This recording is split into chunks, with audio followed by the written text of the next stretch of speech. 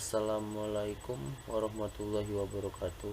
Perkenalkan, nama saya Agil Oktazili dengan NIM 15/2021-019. Saya mahasiswa Universitas Muhammadiyah Palembang di Fakultas Teknik Prodi Teknik Industri. Di sini saya akan ceramah singkat tentang dasar-dasar akhlak.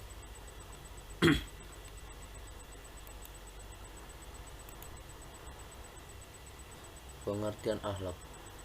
Menurut bahasa etimologi, kata akhlak ialah bentuk jamak dari kata khuluq atau khulukun yang berarti budi, pekerti, perangai, tingkah laku, atau tabiat. Khuluq merupakan gambaran sifat batin manusia.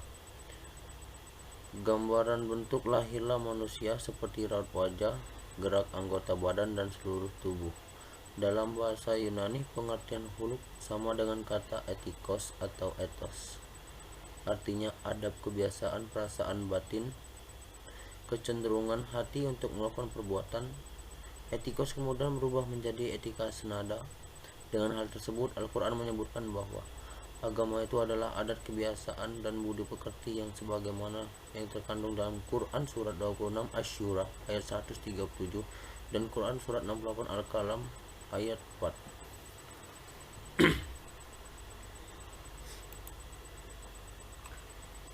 Sumber-sumber ajaran akhlak Islam. 1. Al-Quran. Sumber utama akhlak adalah Al-Quran. Tolak ukur baik buruknya akhlak adalah Al-Quran. Hal ini logis karena kebenaran Al-Quran bersifat objektif, komprehensif, dan universal. Akhlak mengandung kebenaran objektif. Manusia itu komprehensif dan universal, tidak mungkin didasarkan pada pemikiran manusia. Karena pemikiran kebenarannya bersifat subjektif, sektoral, dan temporal, sumber hukum dan peraturan yang mengatur tingkah laku dan akhlak manusia. Al-Quran menentukan sesuatu yang halal dan yang haram, apa yang boleh dilakukan dan apa yang tidak boleh dilakukan. Al-Quran menentukan sebagaimana sepatutnya kelakuan manusia. Al-Quran juga menentukan perkara yang baik dan yang tidak baik. 2. As-Sunnah. As-Sunnah atau Al-Sunnah Al-Sahihah.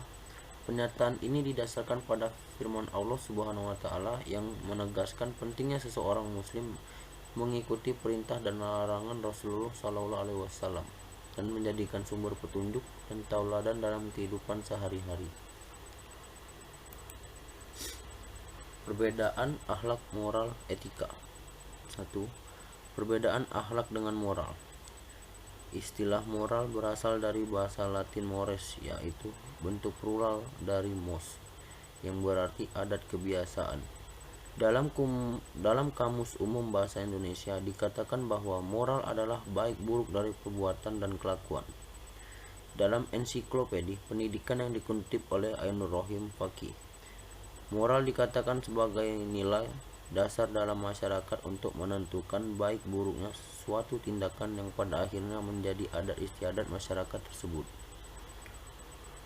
Memperhatikan definisi di atas, dapat dikatakan bahwa baik buruknya sesuatu perbuatan secara moral hanya bersifat lokal. Lalu apa persamaan dan perbedaan dengan akhlak? Persamaan antara akhlak moral adalah bahwa keduanya berbicara tentang nilai perbuatan manusia. Menurut akhlak dan moral, apa yang bernilai baik dan ada yang bernilai buruk. Sedangkan perbedaannya di antara keduanya terletak pada tolak ukur Al-Quran, As-Sunnah.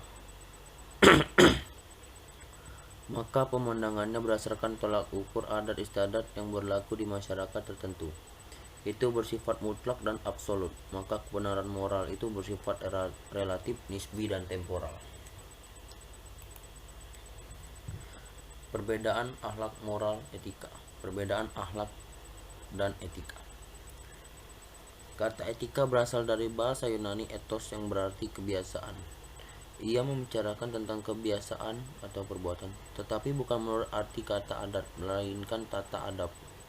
yaitu berdasar pada nilai intisari atau sifat dasar manusia baik dan buruk. Dengan demikian, etika adalah teori tentang perbuatan manusia yang ditimbang menurut baik buruknya. Memperjelas pengertian etika dengan berpendapat bahwa etika adalah ilmu yang menjelaskan baik dan buruk, menerangkan apa yang seharusnya dilakukan seorang kepada sesama, menyatakan tujuan perbuatan seseorang, dan menunjukkan jalan untuk melakukan yang seharusnya dilakukan. Pertama, bahwa etika adalah ilmu filsafat. Moral tidak mengenai fakta, melainkan tentang nilai-nilai dan tidak berkaitan dengan tindakan manusia, melainkan idenya. Kedua, bahwa etika adalah ilmu tentang tingkah laku manusia yang berkenaan dengan ketentuan tentang kewajiban yang menyangkut masalah kebenaran, kesalahan atau kepatutan, serta ketentuan tentang nilai yang menyangkut kebaikan dan keburukan. Peranan akhlak dalam ajaran Islam.